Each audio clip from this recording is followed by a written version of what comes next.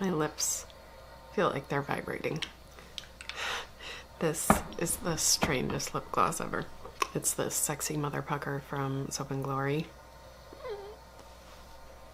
Bzz.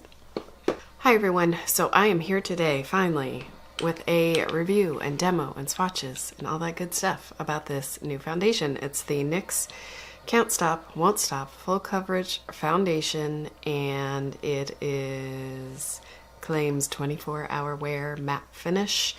And the two shades I have are Pale and Light Porcelain. So Pale is the lightest shade and Light Porcelain is the next shade down that's warm.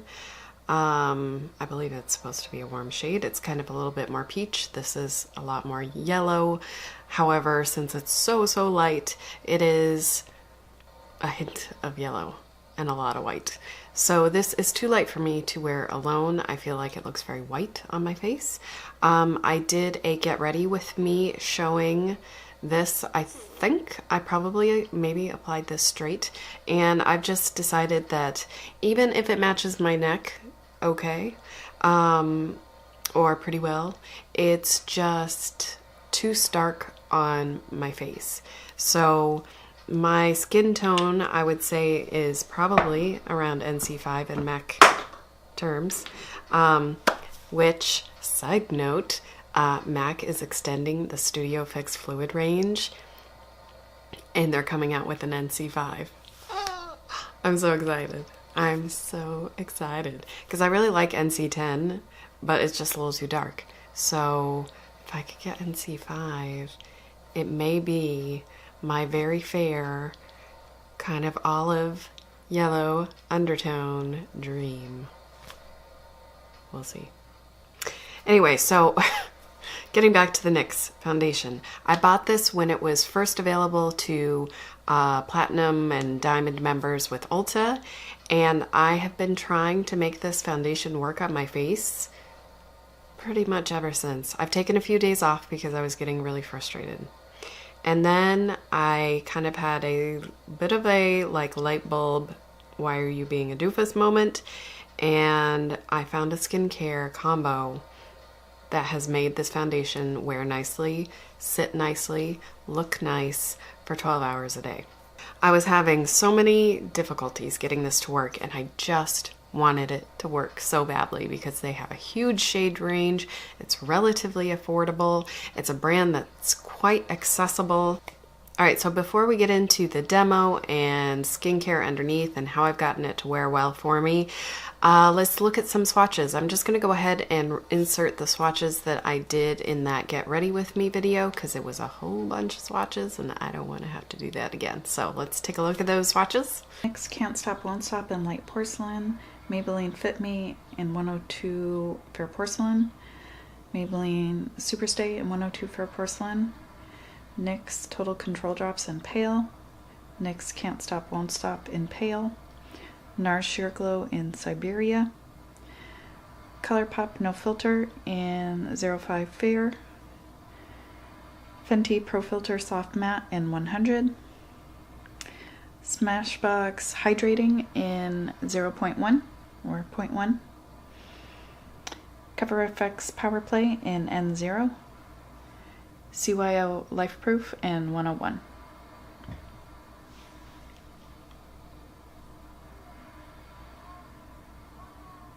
Makeup Forever Matte Velvet in Y205, Too Faced Born This Way in Cloud, the new shade, NYX Can't Stop, Won't Stop in Light Porcelain, Maybelline Fit Me Matte and Poreless in 102 Fair Porcelain, Maybelline Superstay in 102 Fair Porcelain, NYX Total Control Drops in Pale, NYX Can't Stop, Won't Stop in Pale, NARS Sheer Glow in Siberia, Colourpop No Filter in Fair 05,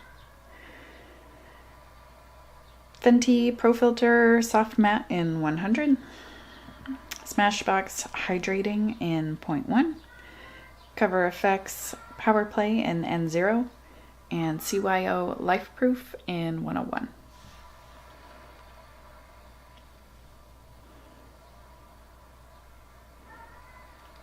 Super duper fair. The light porcelain shade by itself is too dark for me to wear The mix that I'm wearing today, which we'll see in the demo, is pretty much half and half. I did one full pump of each, and then I added just a smidge more of the light porcelain into it because it was looking a little bit light. I feel like that pale shade is like really intensely pigmented, and sometimes it seems like I need a little bit more of light porcelain to combat how much white is in the pale shade. But I feel like this mix of colors is really pretty good for my face. It's I don't think it looks too light. We'll see when I'm editing it if it looks too light. Sometimes when I see like from my chin to my neck, it will look kind of pink or just look a little funky, but also I don't have any light coming up under here, so sometimes my neck can look a little shadowy, a little bit darker, just because it's not getting as much of the intense light that my face is, so just keep that in mind. But I feel like the color combo is pretty good for me, and as far as like all those really fair shades, a lot of them are just a smidge too neutral, and I need a little teeny eensy bit more of yellow to wear them where it doesn't look too white on my face. And the redness sometimes will just, because I don't wear full coverage, it will come through the foundation and make it look a little pink, especially when there's like just a little bit too much white and not quite enough yellow for my skin tone. So things that I do like to wear by themselves: the Cover FX Power Play and Zero, the Natural Finish Foundation. I have difficulty, the Cover FX Natural Finish Foundation, difficulty wearing that formula, but the color is quite nice for me. I do like that Estee Lauder Double Wear in Alabaster, the new shade 0N1. But I do prefer it if I mix something a little bit more olive into it, like the NARS Natural Radiant Longwear Foundation in Gobi, which is very olive toned, but you know, several shades too dark. So I'll just mix in a little bit of that Gobi, and it will kind of add the nice olivey undertones that work well on my face. So as you can see in the demo, possibly, I'm trying to move as fast as I possibly can to get this blended on my face, and it's like every time I put down a little too thin of a layer, I'm like, oh crap, I gotta hit that spot first. Like I think I put a little bit on my nose, and then I was like, ugh, I need to blend that out really fast, because my experience has been sometimes when I dot it on with my fingers, which is my preferred method to applying with a sponge, because I feel like otherwise I have a tendency to pick up too much product when I dip my sponge into the product. So that's why generally, if you watch any of my videos, I tend to put it on my face and then blend it out. But with this one, if I don't move fast enough, it will start drying down to that powder so quickly it will leave like a ring where I first stamped it on and didn't blend it out quickly enough. So that's something really, I mean, this one is far beyond like, don't put it all over your face and then try to blend it out. It's like, do really small sections, blend it out right away. I don't know if it's less of an issue with a brush. I can't apply foundations with brushes in general, just because everything will settle into my pores and just kind of slide off the rest of my face. But this one, I have never had a foundation dry down so fast, and it dries down to a powder. Like if you swatch it on your hand and you leave a little bit of thickness in that swatch, it will like dust off. It's crazy. So if you have dry skin, you're going to most likely need to moisturize really well before you put this on. The dryness on my cheeks, it actually sits pretty well as long as I do moisturize properly, sufficiently before I put this on. And I don't set it with the skincare that I'm using. If I use too tacky of a sunscreen underneath it, then it will feel sticky, and then I need to put powder on top, and I find it's just not a good fit. So for me, it works best if I can use an SPF that isn't too moisturizing.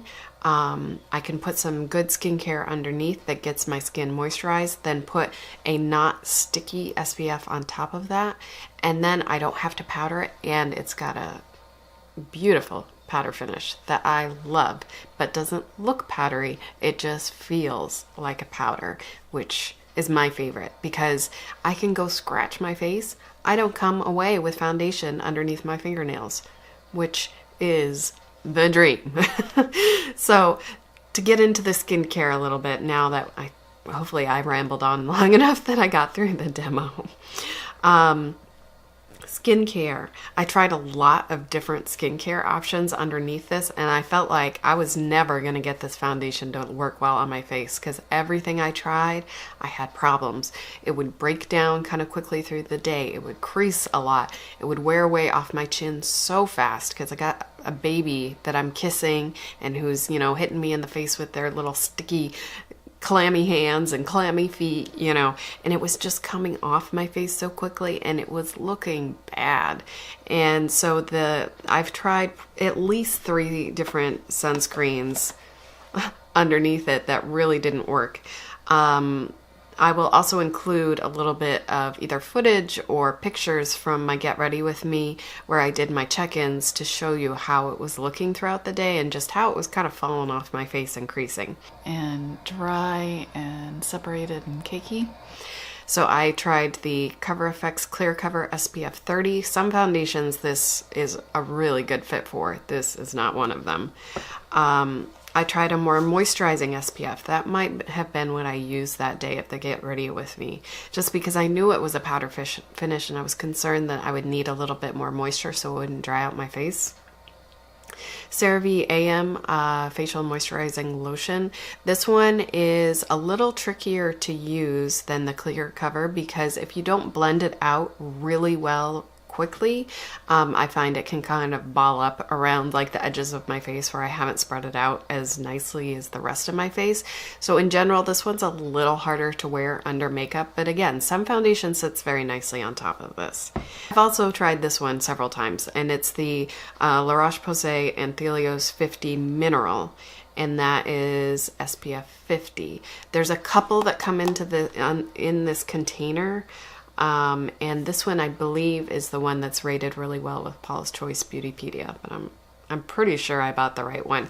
It's got a very liquidy texture. A lot of people say that this is great under makeup, and I've had kind of mixed results. Some things sit okay on this, but this NYX foundation, no. So, Paula's Choice Resist Super Light Daily Wrinkle Defense SPF 30. How many times have I talked about this SPF on my channel? Many, many times. When I've got the right skin situation, this is a lifesaver, and it has a really odd texture to it, and I believe some people feel like it's very drying feeling. It does have a little bit of a tint. It's a mineral only foundation, or it's a mineral SPF, so it only has zinc oxide 13%. I believe the tint is to counteract all that zinc oxide so it doesn't have a white cast. So it's like, oh, that looks a little dark, you get a little beige, whatever. When you blend it out, it may leave a tiny, tiny bit of a color. I don't really see anything. I do bring it down on my neck. So the notable things about this is that it leaves the weirdest texture on your face. The best thing I can compare it to is that soft, matte, rubbery texture packaging, like on NARS packaging. A bunch of other people use that now too. It leaves the weirdest, like grippy feeling texture. If you use the makeup eraser, or something similar to it, taking off your makeup without any cleanser, just the water and the certain type of microfiber cloth, taking this sunscreen off is like dragging against your skin. It's just so grippy. And I have found that means a lot of foundations really grab onto it great. Sometimes it means that they'll wear off really patchy because it has, like, it holds on to a lot, but the foundation maybe isn't super long wearing, and so it does start coming off in some places, like your oily spots, and it looks really bad. But if I can find the right formula, long wear matte foundations tend to wear great on top of this. And This is one of them. And yesterday I put it on, and first of all, it applied nicely. And I've had a lot of days where I put this on and it looks so bad, I've taken it off. It's like it's clinging to all these weird spots on my face. It's like it's finding all these dry areas that I didn't even know were there. And so when I first applied this yesterday on the foundation on top of this SPF, I'm like, ooh, it looks good. And then it wore so well. It wasn't creasing. I didn't use a primer, I didn't use a powder. And it wasn't creasing, it wasn't wearing off. The only place I had a little bit of wear was on my chin, where I knew I had gotten baby slobber on it, baby hands, baby feet, baby tummy, all kinds of wear, like physical contact there. So I think if I didn't have anything touching my face, I think it would have still been on my chin. It was amazing, and it looked so good. It didn't look dry or cakey or cracked. So just, I mean, can you feel the enthusiasm? I'm a pretty calm person, and I just am so happy that I found a way to wear this, because I feel like it could really be a good fit for a lot of people, and I really wanted it to be a good fit for me. But I was just so happy that I found a way to wear this, and it's wearing as well as some of my really long wear foundations, like Estee Lauder Double Wear. I find that with this SPF, I can get a comparable wear time out of this as I do the double wear. I will say that this often can feel kind of dry and tight on your face.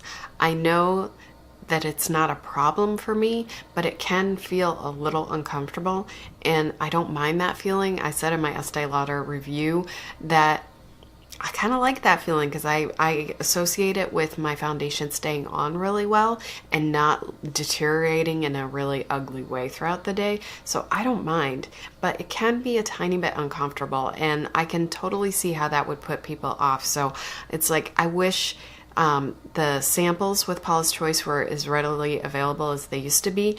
So, but if you do buy this and you really don't like how it feels on your face, contact Paula's Choice. They will either do an exchange or a refund. They're really great about that. So just FYI, I really encourage people to try it out, but I do understand it's a skincare item that really a lot of people might not like, but I just feel like more people should know about this. People should try about it. I'm probably going to do, I keep saying I'm going to do a video just about this, but I really need to, because it is such a game changer with certain products for me. So anyway, I feel like I've talked for a really long time now about this foundation. I do want to do a wear test for you, so I will hopefully check in maybe 4 hours or so. I finished putting my foundation on around probably 11 o'clock. It's 12 o'clock right now, so maybe before 5 or so I can check back with you, and then hopefully I can also, if I don't get that kind of midpoint check-in, I will definitely try to get back with you after about 10 hours or so. So maybe around 8 o'clock, 10 o'clock, hopefully I'll get back with you guys. So yeah, I'm excited to show you how this wears for me throughout the day, and I will see you soon. All right, so it has been 4.5 hours, 3:42 right now. I feel like my skin's a little bit dewier than it was yesterday, but I put more of the e.l.f. Illuminating Eye Cream kind of all over the dry spots on my face, and I think I put a little bit more than I did yesterday. So I put that on my eyes, and also like through my smile lines around my mouth can get super dry and crusty, and on my chin. So I feel like I'm looking a little bit more dewy in those areas. So I was definitely a little more matte yesterday, but I also haven't felt like that kind of something sucking the moisture out of my face situation. So, you know, it's kind of you win some, you lose some. Also, I have obviously done my hair.